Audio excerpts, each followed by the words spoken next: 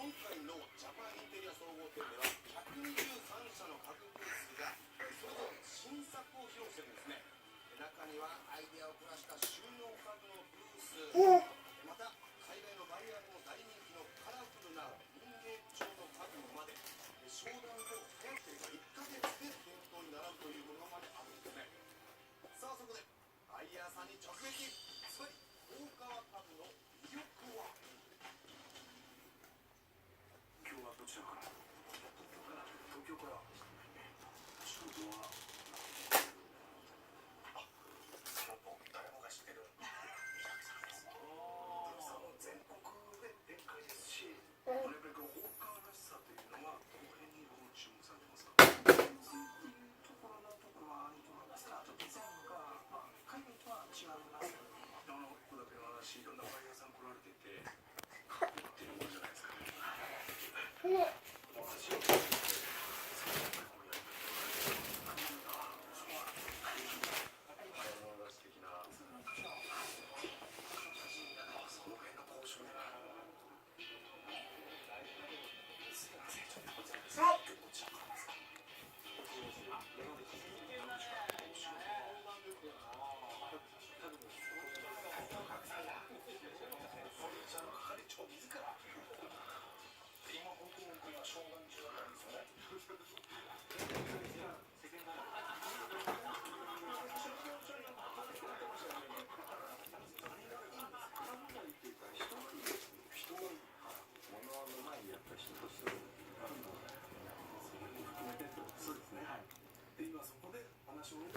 注文書にも手がけたのです。すみません。これからです。これから。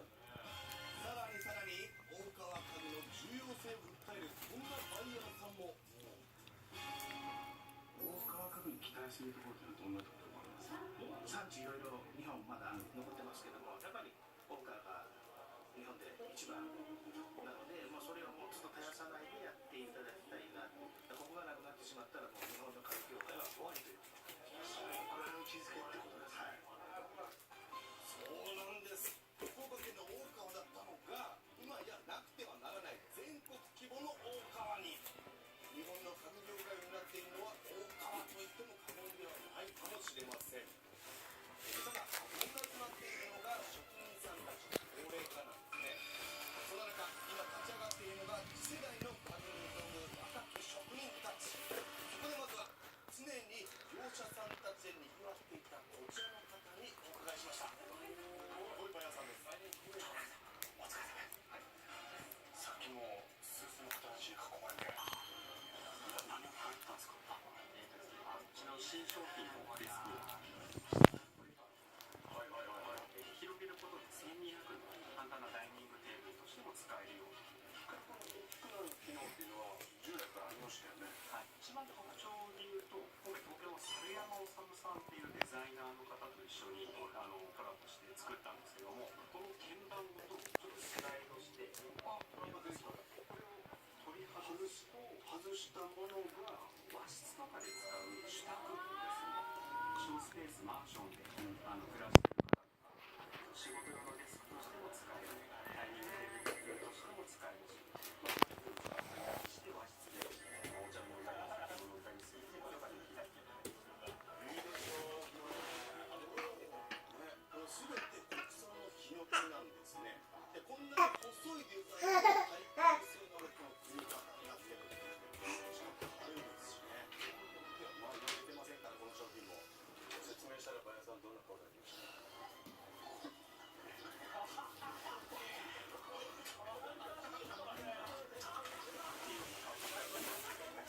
そういうのも新作ですから。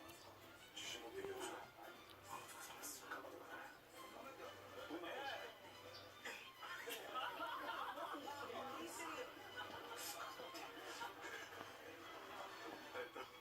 職人さんですから。一応職人さん。そしてさらに住環境が考えたデスク、こちらをメインとした家具職人さんもいらっしゃいまして、今回こんな次世代デスクを出されていましたよ。これ要するに新しい提案ですから。ここからのこれ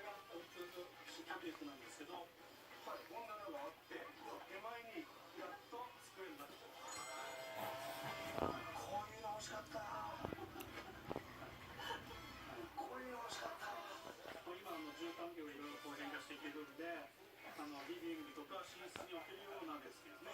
使う時だけ出して使わない時はしまってっていう。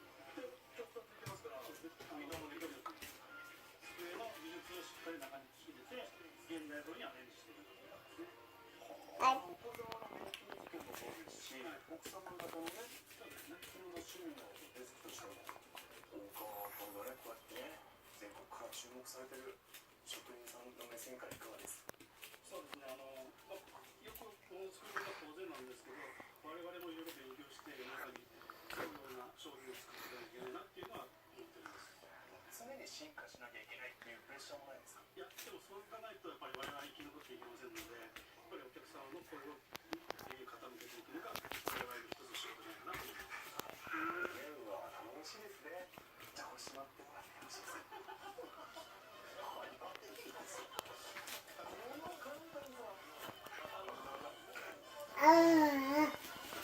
ちなみにですが、伊藤シェフの両脇にこのついたバージョンさ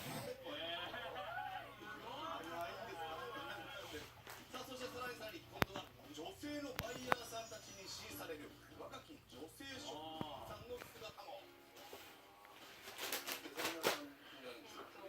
ザイナーとか、何でもやです。作ること以外は全てやっております。作ること以外は全て。作ることは不器用なんで、社員に職人に全部任せてますけれども、それ以外はやらずで、肩書きは一応代表取締役社長をさせていただいて。そうなんです。さあ、立山さんの家具作りのモットーはと言いますと、家具に優しい家具、繊維性を持った家具、ダイニングテーブルにとっても実に細かいが込められているんですね。これ皆さん何の木か分かりますか？実は国産の栗の木です。栗のはい、柔らかい木目に色味があると思うんですけど、無垢の木だからこそこういう風に丸く削って手触りをよく優しく、そして木に合う植物性の天然オイルで仕上げています。そういったところに細かいケアをして、父親さんを抱いててもお母さんが手軽に引いていしまえるとか、今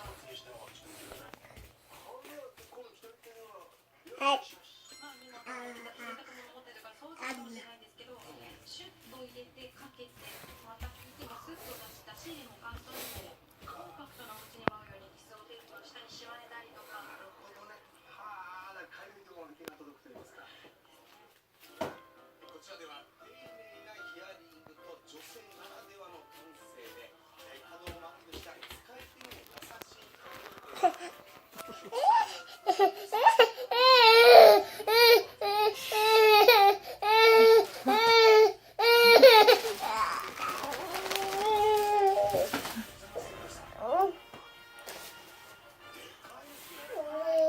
敷地は広く建物全部で、昔は材木屋をしてたので、まだ会長である父が小さい頃はこの辺に丸太が転がってて製材をしてたんですね。最初の製材。はい、材木屋からのスタートで。現在工場のスタッフはおよそ30名、50年以上のベテラン職人さんもいらっしゃれば、実はですね、こちらの方、次世代を担う若い社員さんが多くてびっくりするんです。こんにちは。すごい作業中に。お若い。年齢が22です。22。なぜこの業界に？小学校の6年生の頃からちょっと興味があってですね、それからずっとこう目指して今のこの仕事に就いた。地元はこちらですか？地元は唐津の。唐津から。はい。もっとなんかそこで遊びたい時期でしょ？いや、やっぱり小学校から夢だったんで。夢叶ってるわけですね、もうね。どの辺が大川らしいってなります？基本的に無垢を使う。で、やっぱり木の温かみだったりするし、そういうところがいいと思うんですね。大川の未来は明るいですよ。真剣ですね。そうですね。まだこれを始めて、みぞちゃんこれ何回目？2日目？若っ。3日目ぐらい。いくつですか18年。 ？18。まだ本当に高校卒業して入社4月1日で4日目なので、きっかけは何だったんですか、この業界入ろうと。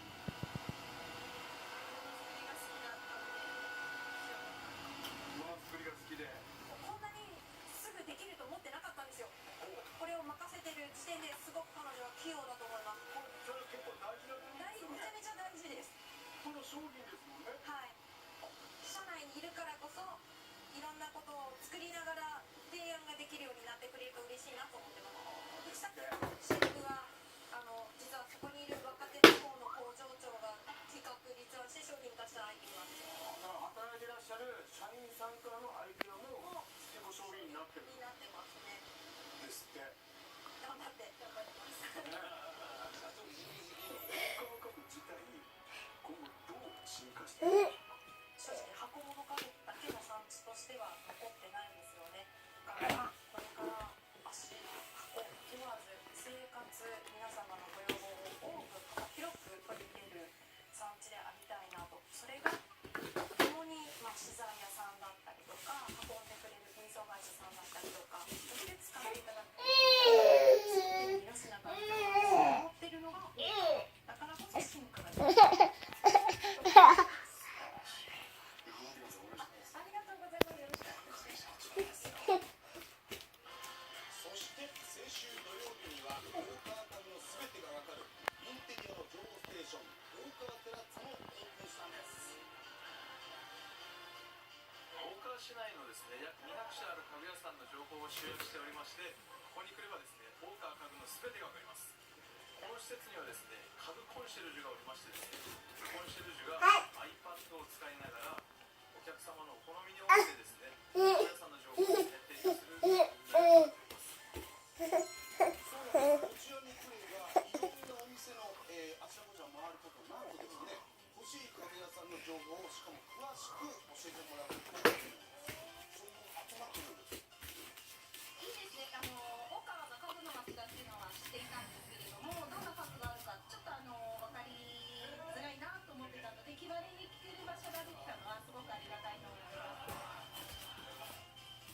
また家具の情報ステーションだけではなく、一緒に大川市の観光スポットだったりイベントの情報などもこちらでゲットすることができますよ。オープン当日もですが本当にすごい賑わいでした。大川家具本当に今